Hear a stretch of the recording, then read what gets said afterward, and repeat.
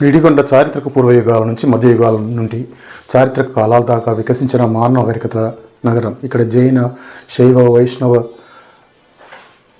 దేవాలయాలు ఎన్నో ఉన్నాయి. వాటిలో అద్భుత శిల్ప సంపద శాసనాలు ఉన్నాయి. నిడిగొండలో దొరికిన శాసనాలు వరంగల్ జిల్లా శాసన సంపుట్లో వచ్చాయి 3. అచ్చుగానివి పాతగుట్ట మీద లఘు దీర్ఘ శాసనాలు ఉన్నాయి.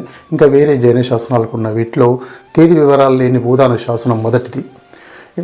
రెండవది చాళుక్య చక్రేశ్వరుడు తిరువనమల్ల దేవర రాజ్యం చేస్తున్నప్పుడు నదవాడి పాలకుడు దుగ్గభూపతి అతని సతి ముప్పమ్మాంబిక కట్టించిన ముప్పేశ్వర దేవాలయ గుడికి అంగభోగాల కొరకు క్రీశకం 1104లో ఉత్తరాయణ సంక్రాంతి పర్వ సందర్భంగా మాండలికుడు దుగ్గరస రటసముద్రం వెనక 20 మర్తుల్లో భూమిని తరిభూమిని కేదవరాని కూడా గుండని బండయ్య నేరపుకుంట నిత్య కార్యక్రమాలకు దానమిచ్చిందని 2వ శాసనం.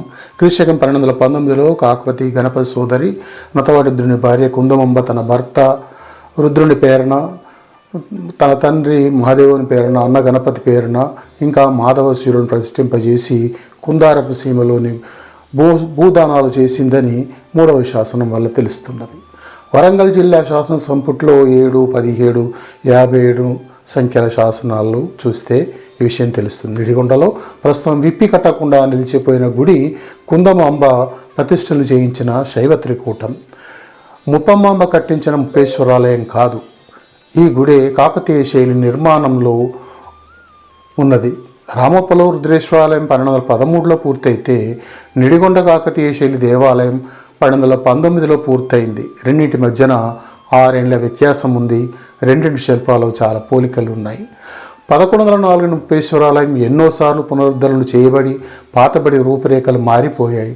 ప్రస్తుతం లభిస్తున్న శిల్పాల ఆధారంగా అవి కళ్యాణి చాళుక్యుల శైలి దేవాలయంలోనివని చెప్పడానికి అవకాశం ఉన్నది. ఈ 2 దేవాలయాల నడుమ 115 సంవత్సరాల తేడా ఉంది. 1104లో దేవాలయ నిర్మాణం కాకతీయ శైలిలో కాదు, కళ్యాణి చాళుక్య శైలిలోనే ఉన్నాయి. కాకతీయ శైలి మొదలైందని రామప్ప గుడితో చెప్పొచ్చు. కానీ ఎందుకు కుందమాంబ గుడిని నిడిగొండలో ముప్పేశ్వరాలయం అంటున్నారో అంతు చిక్కని విషయం.